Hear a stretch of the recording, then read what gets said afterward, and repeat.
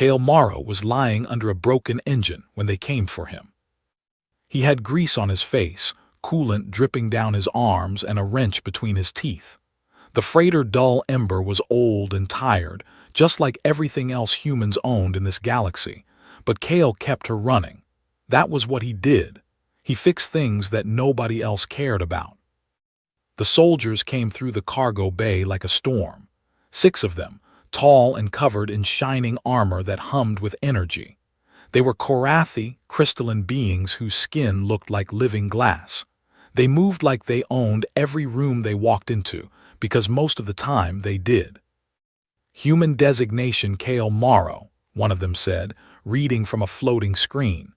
"You have been registered for the trial of ascension on the Crucible of Kael'th. You will come with us now." Kale slid out from under the engine and looked up at them. He was not a tall man. He was not a strong man. He had the kind of body that came from years of crawling through tight spaces and skipping meals when the pay was short. His brown eyes were tired, and his hands were rough with scars. "There has to be a mistake," he said.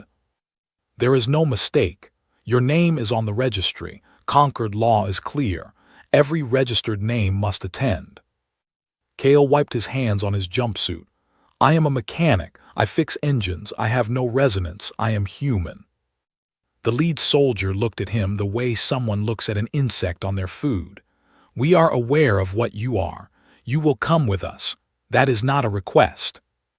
They gave him no time to pack, no time to say goodbye to his crew. They put him on a transport ship, and within hours the Crucible of Kael'th filled the viewport, a massive planet covered in jagged mountains, rivers of fire and storms that could be seen from orbit. The transport landed on a platform carved into the side of a black mountain. Kale stepped out into air that tasted like metal and heat. Around him, hundreds of candidates were arriving from across the galaxy. Each one of them radiated power. Kale had heard of resonance his entire life, but had never truly seen it up close like this. A tall female warrior from the Veth Collective walked past him, and the air around her bent like heat rising from hot stone. A group of insected candidates from the Mirren Hive clicked their jaws together, and small bolts of electricity jumped between their mandibles. A massive reptilian male, easily 3 meters tall and covered in armored scales, slammed his fist into his palm, and the ground cracked beneath his feet. These were the elite, the chosen, the best young warriors from every powerful species in the galaxy. And then there was Kale, a human in a dirty jumpsuit, holding nothing, carrying nothing, standing alone. Nobody spoke to him. A few looked at him and laughed. Most did not bother to look at all. Then the sky changed. A fleet of crystal warships broke through the clouds above the platform, arranged in perfect formation. They caught the light and scattered it into 1,000 colors, turning the dark sky into a cathedral of rainbows. Music played not from any instrument, but from the ships themselves, their hulls vibrating at frequencies that made the heart ache with beauty. Princess Viren Selkorath had arrived. Her personal ship descended last and slowest. It was smaller than the warships, but infinitely more beautiful, a sculpture of living crystal that shifted and reformed as it moved, like a diamond that was dreaming. When it touched down, the platform trembled. The door opened and she stepped out. Kale had never seen anything like her. Her skin was pale crystal that glowed with inner light. Her hair moved like liquid silver. Her eyes burned like twin stars, bright, ancient, and utterly certain of their own importance. She wore armor that seemed grown rather than made, and with every step she took, the air around her sang. The crowd of candidates parted for her. Many bowed. Some dropped to their knees. She walked through them like sunlight through glass, acknowledging some with a nod, ignoring most. An aide whispered something to her and pointed toward Kale. Virenth turned her head barely, just enough to let her gaze pass over him the way a beam of light passes over dust. Her expression did not change. There was no anger, no amusement, no curiosity, just nothing. "Remove it before it embarrasses itself," she said, already looking away. Dien Erath, the ancient overseer of the trial, stepped forward. He was an insected being, taller than any candidate, with a body like polished obsidian and eyes that had watched 10,000 trials across centuries of time. His voice was dry and calm. "The law permits no removal, Princess. Every registered name must face the trial." Virenth shrugged a small, perfect motion and forgot that Kale existed. That evening, in the candidate barracks carved deep into the mountain, Commander Thesic von found Kale. Thesic was the reptilian giant Kale had seen earlier. He was a decorated officer of the martial hegemony, a faction that believed in strength above all things. He stood in the doorway of Kale's small room, filling it completely, and looked down at the human with golden eyes full of disgust. "You are a stain on this trial," Thesic said. His voice sounded like grinding stone. "Your kind hauls our cargo, your kind scrubs our decks, your kind does not stand where warriors stand." Kale said nothing. Thesic reached down and picked up Kale's tool kit, the only thing the soldiers had let him bring. He held it up, examined it, and then crushed it in his fist. Metal and plastic crumbled like paper. He dropped the pieces on the floor. "Die quickly tomorrow," Thesic said. "It would be a kindness." He left. Kale knelt down and picked up the broken pieces. He sorted them carefully, pocketed what could still be used, and set aside what could not. Later that night, unable to sleep, Kale climbed to a ridge above the barracks. The crucible stretched out below him, a vast, dark wasteland lit by rivers of distant lava and the pale glow of alien moons. The wind was hot and carried the smell of sulfur and something older, something that had no name. He sat on the edge and let his legs hang over the drop. He was scared. He was not ashamed to admit that to himself. He was going to die tomorrow. He was sure of it. Then the ground shook. Far below, in the deepest dark of the wasteland, something moved. Something so large that at first Kale thought a mountain was collapsing. But mountains do not move with purpose. Mountains do not have eyes. An eye opened in the darkness. It was the size of a lake, ancient, golden, and burning with intelligence that made Kale's mind feel small. It looked up through kilometers of shadow and stone and air, and it found him. Not by accident. It looked directly at him, the way a person looks at someone they have been waiting for. Kale's breath stopped. His chest tightened. Something inside him shifted, not painful but deep. Like a string that had been silent his entire life had just been plucked for the first time. A vibration, a hum, a feeling that had no word in any human language. The great eye watched him for a long moment. Then it closed and the mountain settled and the ground was still again. Kale sat alone on the ridge, his heart beating hard, his hands trembling. He looked down at his rough, scarred palms and whispered to no one. "What was that?" The wind did not answer, but somewhere deep below the world, something ancient was smiling. The horn sounded at dawn, and the culling walk began. 500 kilometers of the most dangerous land on the crucible lay between the candidates and the next checkpoint. They had 3 days to cross it. The rules were simple: survive and arrive, or fail and be forgotten. The land itself was alive with resonance. It responded to power the way water responds to heat. The stronger a candidate's resonance, the calmer the world became around them. For those who burned bright, the crucible would open like a door. For those who were weak, it would close like a jaw. For a human with no detectable resonance at all, the planet would be a death sentence. Kale watched the others launch themselves into the wasteland. Virenth moved first. She stepped off the starting platform, and the volcanic fields before her simply parted. Rivers of lava pulled back from her path. The toxic air around her turned clean and sweet. She walked through hell as if it were a garden, her crystal armor catching the firelight, her silver hair flowing behind her like a banner of conquest.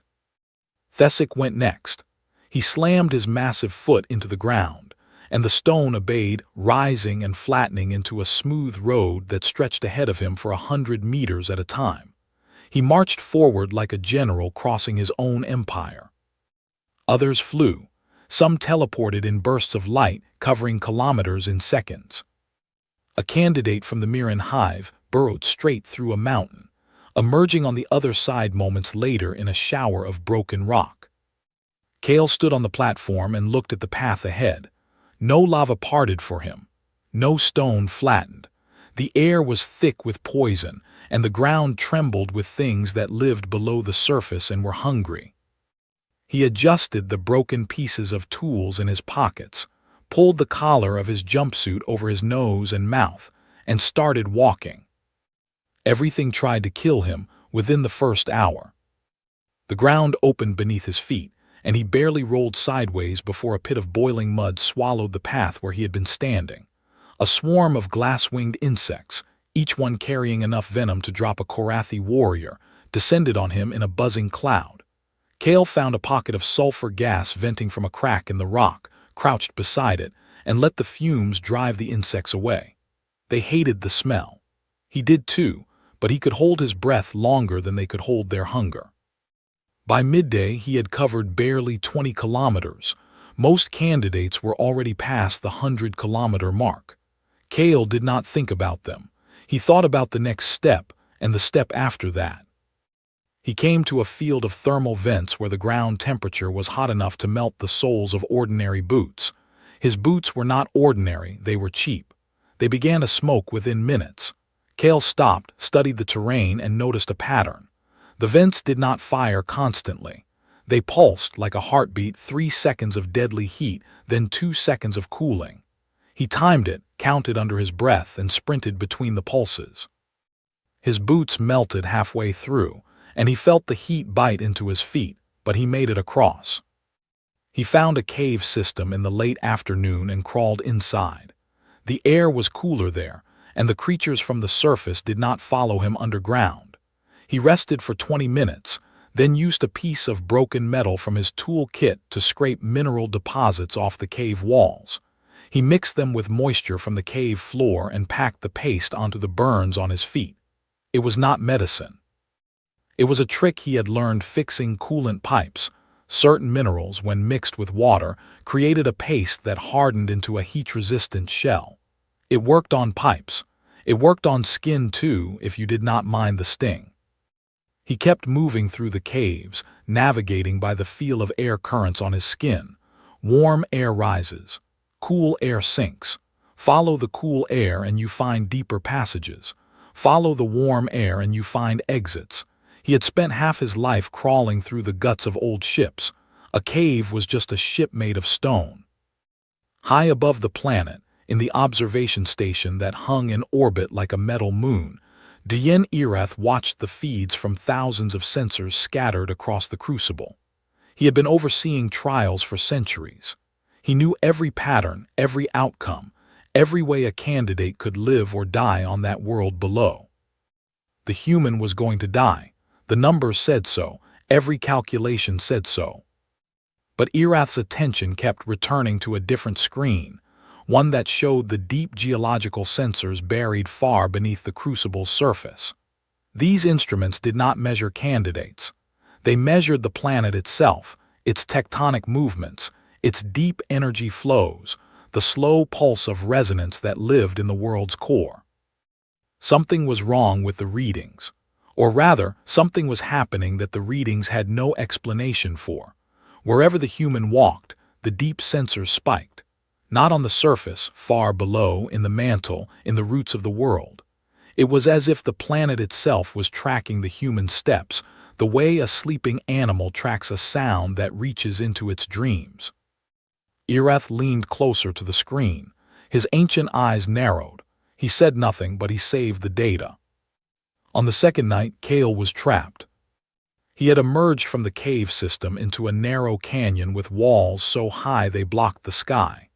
He was exhausted, bleeding from a dozen small wounds, and his improvised boot paste was crumbling. He needed to rest, but the canyon was not empty. A Gorithane stood at the far end. Kale had heard stories about gorethanes. Every spacer had. They were apex predators the size of buildings, massive, armored, with jaws that could bite through starship hulls and claws that could tear open mountains. They were not apex beasts, those were something far greater, but they were the most dangerous conventional predators on the Crucible. Candidates with full resonance armor and weapons still feared them. Kale had no armor, no weapons, no resonance. The gorethane saw him. It turned its enormous head and two eyes, each one the size of Kale's entire body, locked onto him. It opened its mouth, and the stench of old death washed over the canyon. It took a step forward, and the ground cracked beneath its weight.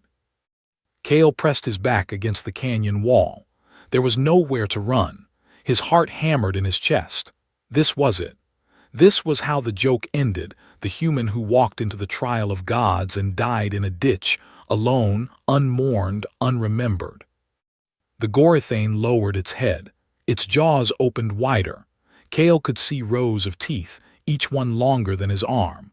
Hot breath hit him like a furnace blast. And then the creature stopped. Its nostrils flared. It inhaled a long, deep breath that pulled dust and debris off the canyon floor. Something changed in its eyes. The hunger faded. Something else took its place, something that looked impossibly like recognition. The gorethane closed its mouth. It pulled its head back. And then, slowly, with a grinding sound of massive joints and ancient bone, it lowered itself to the ground. It pressed its skull against the stone in front of Kale, and it did not move. Kale stood frozen for a long time. His body was shaking so badly he could barely stand. He did not understand what had happened. He did not understand why he was still alive. Carefully, barely breathing, he stepped around the creature. It did not move. It stayed pressed against the ground, its eyes half closed, as Kale walked past.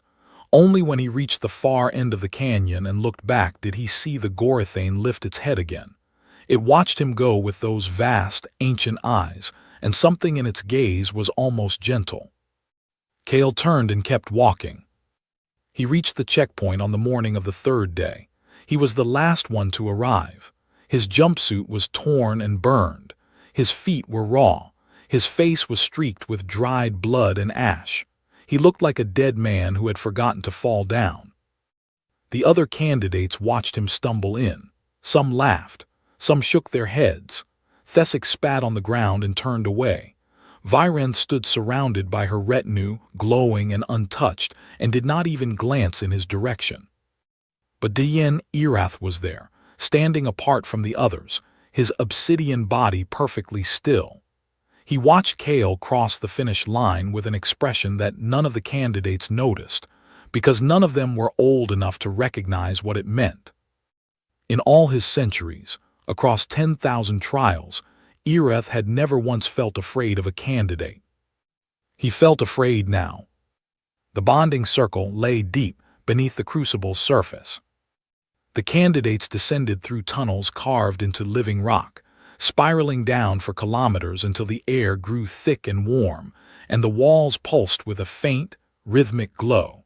It was like walking into the heart of a sleeping giant.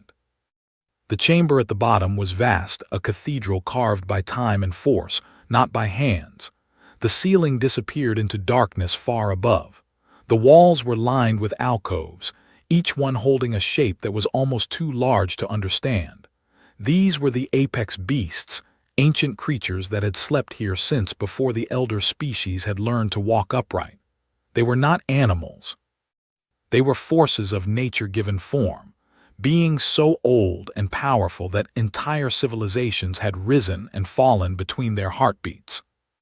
Dien Erath stood on an elevated platform at the center of the chamber, his voice carrying through the stone without any device to help it. "The bonding circle is simple," he said. "You will project your resonance outward. If a beast finds you worthy, it will wake and bond with you.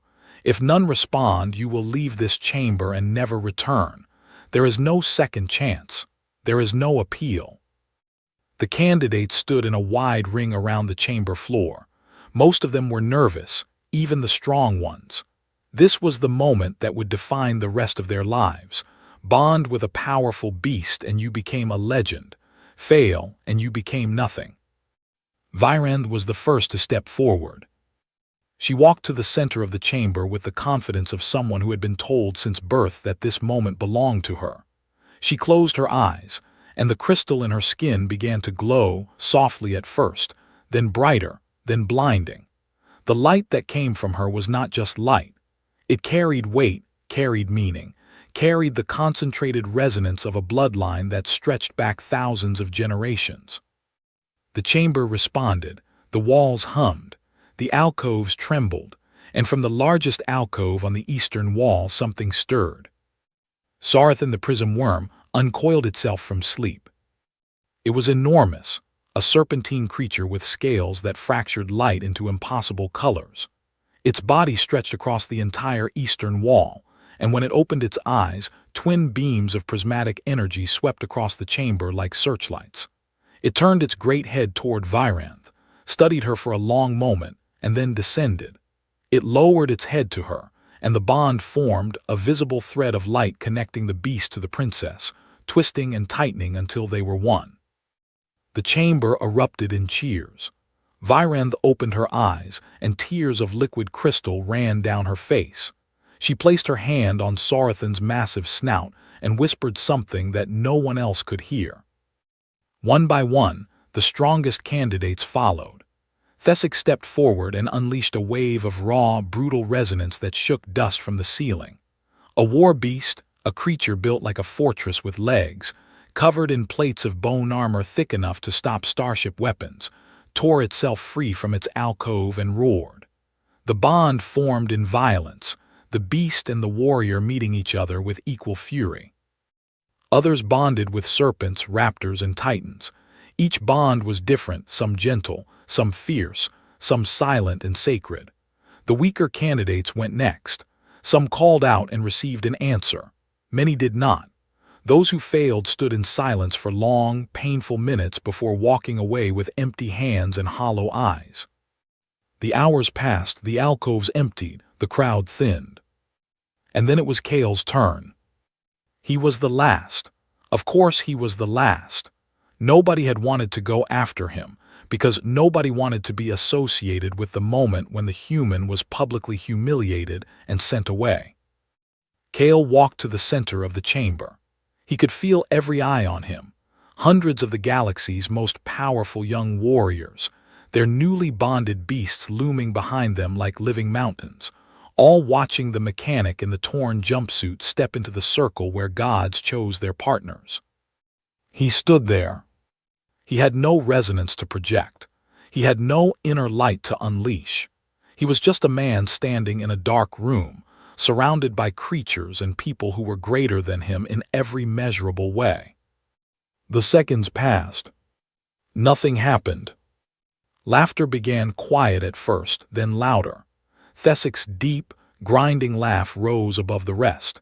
Even some of the bonded beasts seemed to shift with what might have been amusement. Virend stood beside Sarathan and watched with an expression that was halfway between pity and boredom. She had already forgotten this moment. It was beneath her attention. Kale closed his eyes. He did not try to be something he was not. He did not try to fake power or force energy from his body. He simply stood still and breathed. In, out, the way he breathed when he was deep inside an engine, listening for the sound that would tell him what was broken. The laughter continued for another 10 seconds. Then it stopped. It did not fade. It stopped, cut off like a signal that had been severed, because every person in that chamber felt the ground move beneath their feet. Not a tremor, not an earthquake, a vibration deep, impossibly deep, coming from so far below that it should not have been possible to feel it at all. The resonance instruments mounted on the walls of the chamber spiked, every single one of them. The needles did not just move, they slammed to maximum and then shattered, one after another, glass and crystal bursting in a cascade of tiny explosions that rang through the silence. Dien Erath was on his feet. His ancient hands gripped the railing of his platform so hard the metal bent. His eyes were wide. The bonded beasts began to tremble, not with power, with something else, something that looked very much like fear. Saurathan, the prism worm, the most magnificent beast bonded that day, let out a sound. It was not a roar. It was a whimper, a sound that a creature the size of a warship should not have been able to make.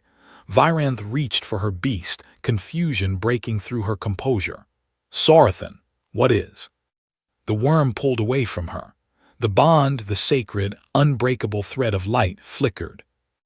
Every apex beast in the chamber turned toward Kale. And then the floor cracked open.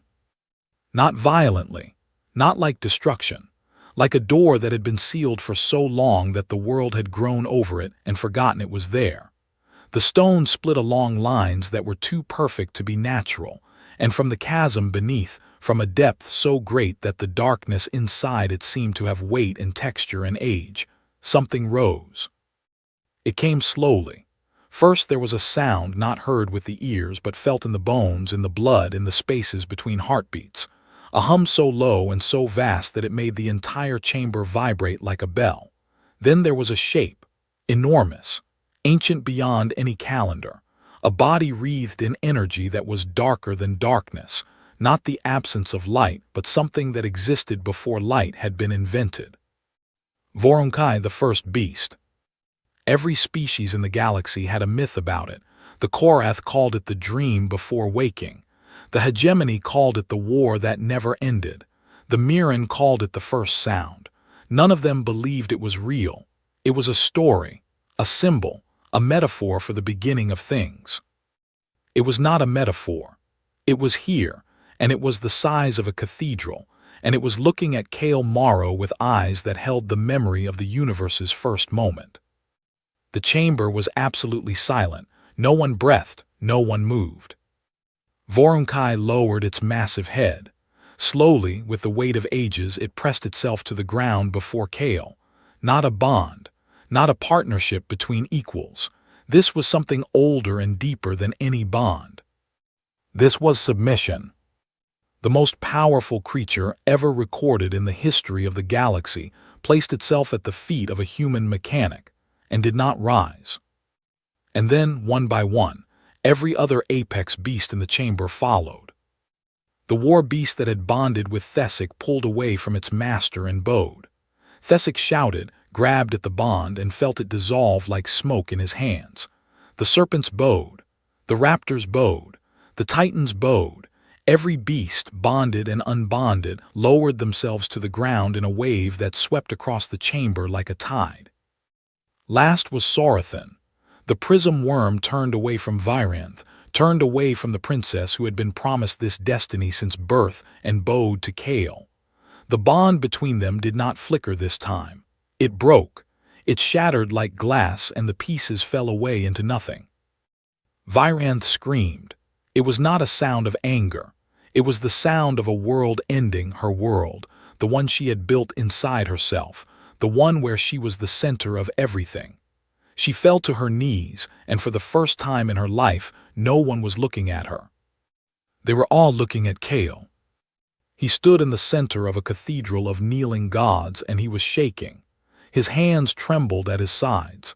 His breath came in short, ragged gasps. He looked at Vorunkai, at the ancient eyes that watched him with something that might have been devotion, and his voice cracked. What am I? The question hung in the air. No one answered. The candidates stood frozen, their faces masks of shock and terror. The broken instruments sparked and smoked on the walls. Then Dayen, Irath, spoke. His voice came through the chamber's communication system, and it was the voice of someone who had lived for centuries and thought he had seen everything, and had just learned that he was wrong. You are what we forgot to fear. The galaxy had not stopped talking since the bonding circle. Within hours, the footage had spread across every communication network in civilized space.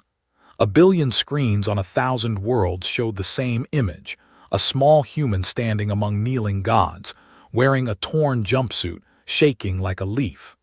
The elder species did not agree on much, but they agreed on one thing: this should not have been possible. The conquered of elder species called an emergency session for the first time in 300 years. Representatives from every major faction gathered on the orbital station above the crucible, and the arguments began before anyone had even sat down. The Korath Dominion demanded the trial be declared void. Viran's bonding with Sarathan had been broken, an event that had no historical record. The sacred process had been corrupted, they said, contaminated by an unknown force. The martial hegemony went further. Commander Thesic stood before the assembly and called Kale a weapon, a biological anomaly, a mutation, a threat to the natural order that must be contained or destroyed. The Miran Hive said little but watched everything, their compound eyes recording data that they would analyze for decades. Nobody asked Kale what he thought. They had moved him to a holding facility deep inside the crucible, a room carved from stone with a single door and no windows.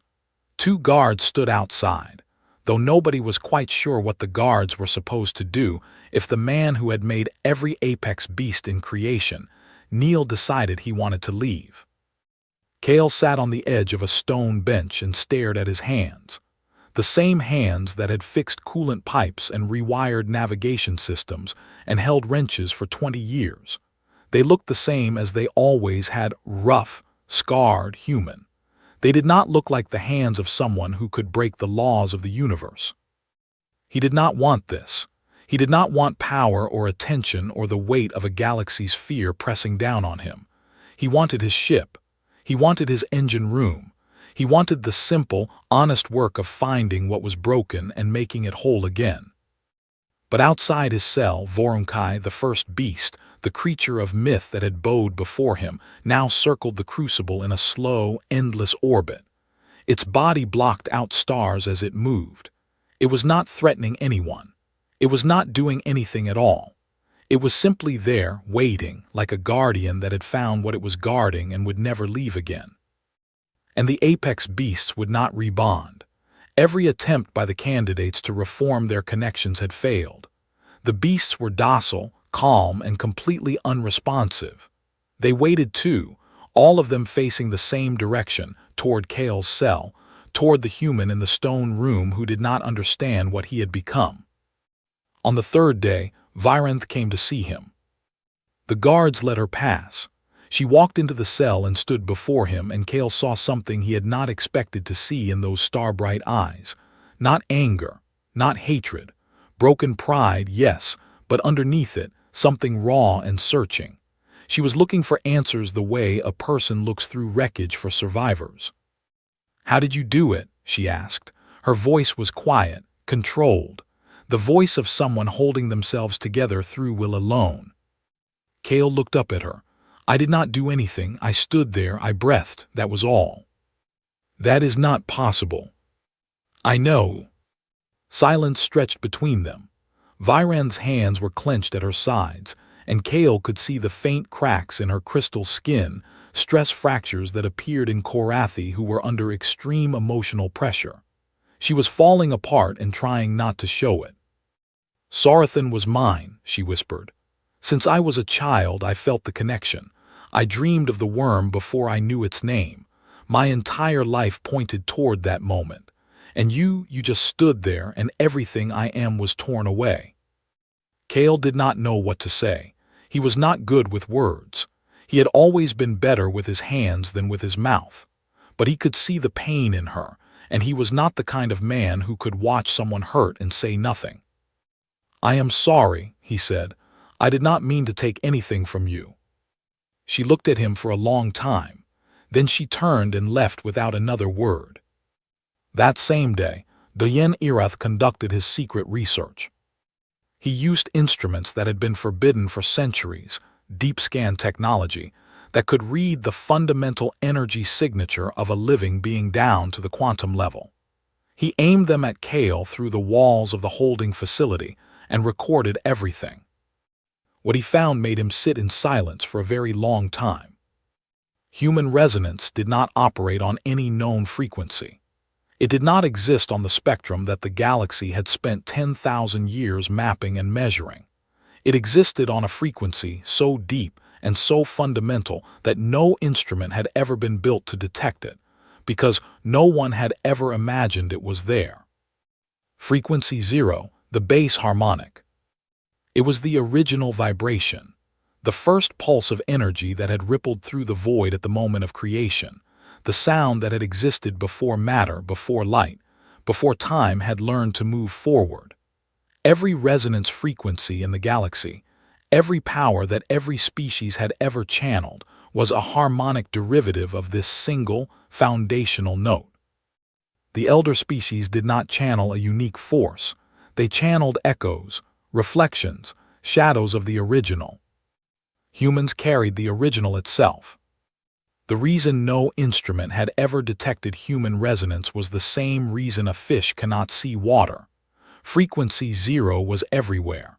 It was the background hum of reality. It was so fundamental, so constant, so woven into the fabric of existence that it was invisible, not because it was absent, but because it was everything. Every apex beast in the galaxy was attuned to it. They had been born from it, shaped by it, sustained by it. When Kale had stood in the bonding circle and simply existed, simply breathed and let himself be still, the beasts had heard the frequency they had been listening for since the beginning of time. Not a call, not a command, just the sound of the source. They had not bonded with him, they had come home. Irath locked the data behind every security protocol he knew and told no one. Some truths were too dangerous for a galaxy that was already afraid. But the galaxy did not wait for truth, it acted on fear. On the fourth night, Commander Thesic led a strike team through the tunnels beneath the holding facility. 12 elite soldiers, each carrying weapons specifically designed to suppress resonance devices that generated null fields, canceling out energy signatures within a targeted area.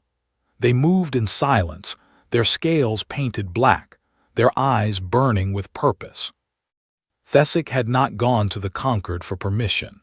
He had gone to the coalition of frightened elder species who met in private channels and spoke in whispers about what the human represented.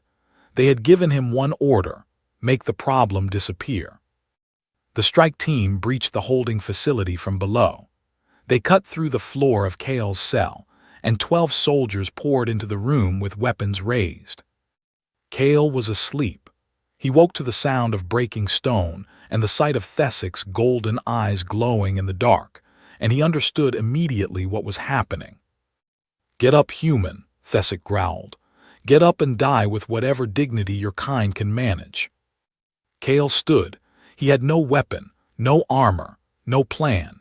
He was a mechanic in a cell, surrounded by soldiers who had been bred and trained and augmented for war. Thesic raised his weapon, a long, curved blade that hummed with suppressive energy, and swung. Kale did not think about what happened next. There was no time for thought. There was only the moment, the blade coming down, the certainty of death, and something inside him that refused. The bass harmonic erupted. It was not a blast of energy. It was not a weapon. It was a pulse, a single deep vibration that radiated outward from Kale's body like a heartbeat amplified to the scale of a continent. It passed through the walls, through the stone, through the mountain, through the air, and it carried a single, simple command that was older than language. Stop. Every piece of resonance-based technology within 100 kilometers ceased to function. Shields collapsed, weapons went dead, engines stalled, lights went dark. The suppressive null field generators that Thesic's team carried, devices specifically designed to cancel energy, were themselves canceled, overwhelmed by a frequency they were never built to handle. But it went deeper than technology. The soldiers themselves were resonance-enhanced beings. Their strength, their speed, their armored hides, all of it was sustained by the energy that flowed through their biology, and the bass harmonic was the root code of that energy. When Kale's pulse hit them, their enhanced physiology simply stopped working. Muscles that had been strengthened by resonance went slack. Nerves that had been accelerated went numb. 12 of the most dangerous soldiers in the galaxy collapsed to the floor, gasping and twitching. as their bodies forgot how to be more than ordinary. Thesic fell last. He fought it, his willpower was immense, and his body was the most heavily augmented of all. He stayed on his feet for 3 seconds longer than anyone else, his golden eyes locked on Kale, his blade still raised. Then his legs gave out, and he hit the ground with a crash that shook the room. Kale stood among the fallen, breathing hard. His hands were shaking again. His eyes were wide with a terror that was not directed at the soldiers. It was directed at himself. He looked at his hands, those same scarred, ordinary hands, and he was afraid of what they could do. A shadow fell over the facility. The ceiling groaned. Something enormous settled against the mountain outside, a weight so great that the stone compressed and the air pressure changed. Vorunkai had descended from orbit. The first beast pressed its wing against the mountainside, shielding the facility, shielding Kale, and the message was clear to anyone watching. This one is protected. Far away across the galaxy, on worlds that the Crucible's instruments could not reach, something was happening. Apex beasts that had slumbered for 10,000 years, creatures buried in the cores of dead planets, frozen in the hearts of dying stars, drifting in the void between galaxies, opened their eyes. They stirred. They turned. All of them faced the same direction. Dien Erath watched the data pour in from deep space sensors and felt the weight of understanding settle over him like a burial shroud. This was not a disruption. This was not an anomaly or a mutation or a mistake. This was a correction. The universe remembering what it had always been and turning back toward the sound of its own beginning. And at the center of it all, a mechanic stood alone in a broken room, terrified of his own hands, wishing he could go back to fixing engines. They came from every corner of the galaxy. Apex beasts that had not been seen in recorded history broke free from the places where they had slept and began their journey toward the Crucible of Kael'th. Void-born serpents emerged from the dark spaces between stars, their bodies stretching for thousands of kilometers, glowing with cold light. Mountain-shelled titans rose from ocean floors on forgotten worlds, water cascading from their backs like waterfalls as they lifted into the sky. Creatures of fire, of ice, of shadow, of light, thousands of them, moving through the galaxy in a slow and unstoppable migration. The conquered of elder species watched this happen, and did the only thing frightened civilizations know how to do. They chose war. Within 2 days, the largest combined fleet in galactic history assembled in orbit above the Crucible. 3,000 warships from 16 species, bristling with resonance cannons and carrying enough firepower to crack a planet open like an egg. The order came from the Emergency Council. The human was to be contained or eliminated. The beasts were to be driven back.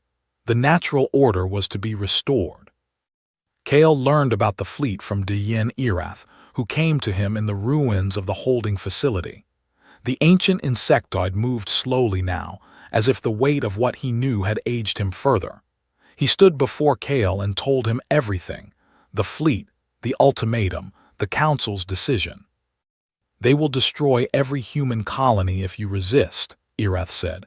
His voice was flat with the kind of calm that comes after grief. 14 billion of your people. They have made this very clear. Kale sat in silence for a long time. The room around him was still broken from the night Thesic had come. Rubble and shattered instruments lay scattered across the floor. Outside, Vorunkai breathed against the mountain, and the rhythm of its breath made the air pulse like a slow, warm tide. 14 billion people. Laborers, mechanics, pilots, children, families. People who had never heard of the bonding circle. People who had done nothing except exist in a galaxy that had always told them they were not enough. Kale had spent his whole life being quiet. He had let people mock him, push him aside, break his tools, and walk over him. He had accepted it because the cost of fighting back had always seemed too high, and because he had believed, somewhere deep inside, that maybe they were right. Maybe humans really were less. Maybe the galaxy's judgment was fair. He did not believe that anymore. He stood up, Something in his eyes had changed. Not anger exactly, something quieter than anger and far more dangerous.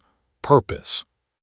"I will not submit," he said, "and I will not let them punish my people for what I am." "Then what will you do?" Erath asked. "I am going to walk outside." He left the facility through the main entrance, stepping out onto the scarred surface of the crucible under a sky filled with warships. The fleet hung above him like a ceiling of metal and light, thousands of vessels arranged in battle formation, their weapons already glowing with charged energy. He was alone. No armor, no weapon, no army. Just the jumpsuit and the calloused hands and the tired eyes of a man who had spent his life fixing things that nobody else cared about. Then a voice called out behind him. "Wait!" Kale turned. Viranth was standing at the facility entrance. She looked different than she had before. The imperial perfection was gone. The crystal of her skin still glowed, but it was softer now, warmer. She had not slept in days, and the stress fractures that lined her face told a story of everything she had torn apart inside herself and was still rebuilding. She walked toward him. In her hands she carried a data tablet showing research files, Erath's forbidden scans, the truth about Frequency Zero, all of it. "I have been studying what you are," she said, "what humans are. And I understand now that everything my people believed about ourselves was built on a misunderstanding. We thought we were the source. We were only the echo." She stopped in front of him. For a moment, the princess who had once dismissed him without a glance and the mechanic who had accepted that dismissal without a word looked at each other as equals. "I cannot undo what I said to you when you arrived," Viranth told him. "I cannot take back the way I looked at you or the way I failed to look at you, but I can stand with you now, not beneath you, beside you." Kale studied her face. He was not a man who trusted easily. Life had taught him the cost of that. But he saw something in her eyes that he recognized, because he had felt it himself. The courage it takes to realize you were wrong about the most important things and to keep going anyway. "Then stand with me," he said. She did. The fleet began its descent. Warships dropped through the atmosphere in waves, their hulls glowing red with atmospheric friction, their weapons locking onto the surface below. The ground shook with the pressure of their approach. Kale walked forward. Viranth walked beside him. Behind them, Dien Erath emerged from the facility and stood watching, his ancient eyes recording everything. Kale stopped in an open field of black stone.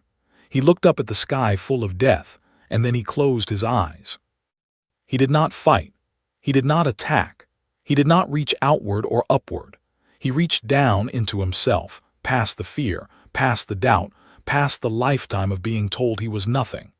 He reached down into the place where the bass harmonic lived, the frequency that had been singing in his blood since the day he was born, the sound that existed before the universe had learned to make any other. And he spoke. Not in words, not in any language that could be written or recorded. He spoke in the voice that had existed before all voices, the first vibration, the original pulse, the heartbeat that had started everything and had never stopped. The apex beasts answered. Vorunkai rose from behind the mountain and its body blotted out the sun. Its wings spread across the sky, and the darkness they cast was not cold. It was warm, deep, and ancient, like the shade of a tree that had been growing since the birth of time. From every direction, the other beasts arrived. They broke through the atmosphere like falling stars, descending around Kale in a circle that widened and widened until the entire horizon was filled with them. Thousands of the most powerful beings in the galaxy, creatures that civilizations worshipped and feared, standing together in one place for the first time in cosmic history. They did not attack the fleet. They did not threaten or roar or display their power. They simply stood with Kale, a wall of ancient life that said, without words, without violence, without anything except their presence, "This one is ours. He was always ours. We have been waiting for him since the beginning, and we will not step aside." The fleet halted. Weapons that had been locked on Kale's position powered down, not because they were disabled, but because the commanders made a choice. Because for the first time, through the gathered presence of every apex beast in existence, the crews of those warships could feel what the beasts had always felt. The bass harmonic, frequency zero, the sound beneath all sounds. It did not feel like a threat. It felt like the ground beneath their feet, like the air in their lungs, like the force that held atoms together and stars alight. It felt like coming home to a place you did not know you had left. The weapons went silent. The fleet held position. And in the command centers of 1,000 warships, hardened warriors and cold politicians sat in their chairs and felt tears on their faces that they could not explain. The war ended before it began, not with surrender but with recognition. In the weeks that followed, the conquered did not fall. It changed. The old rankings, the tiers that had placed humans at the bottom and crystal empires at the top, were dissolved. In their place, a new understanding took shape slowly and painfully, the way all true changes do. Humans were reclassified, not as Tier 0, the resonance null, the nothing. They were designated Tier Origin, the foundation, the root note, the frequency upon which every other song in the galaxy had been built. Kale did not become a king. He did not sit on a throne or command armies or rule over the species that had mocked his kind for centuries. He became something quieter and more important. The conquered called him the bridge, the first being to consciously carry the bass harmonic and use it not as a weapon, but as a connection. Through him, the apex beasts could communicate with the elder species in ways that had never been possible. Through him, the fractured and frightened civilizations of the galaxy found a common ground that was not built on power rankings, but on the simple truth that they were all made of the same sound. Virenth became his first ally and his steadiest voice in the chambers of the new conquered. She spoke with an authority that came not from her bloodline, but from her willingness to admit she had been wrong and to fight for something better. The other species listened to her, because courage like that is rare in any galaxy. Dien Erath retired from overseeing trials. He said he had finally seen the one thing he had been waiting his entire life to see, and there was no point watching anything else after that. He spent his remaining years writing a single book that began with the sentence, "We measured everything except what mattered." 3 months after the Battle of Kael'th, the battle that never became a battle, Kale was sitting in the engine room of the Dull Ember. The old freighter was docked at a station that had once refused to service human ships. Now it had a human mechanic working on a human engine, and nobody said a word about it. Kale was elbow-deep in Kulan again. Vorunkai orbited overhead, patient and vast, its presence a comfort rather than a weight. The engine had developed a rattle that Kale did not like, and he was tracing it through the coolant lines with the focus of a man who cared deeply about getting things right. Virenth's voice came through the communicator, carrying the familiar mix of warmth and exasperation that had become the soundtrack of their unlikely friendship. "The Conquered Summit begins in 1 hour. You are the keynote speaker. 300 species are waiting." Kale tightened a bolt, listened to the engine, turned the bolt a quarter more. "Tell them I will be there," he said. "I just need to finish this first." Because no matter how far he rose, no matter how many gods bowed or galaxies trembled or stars rearranged themselves around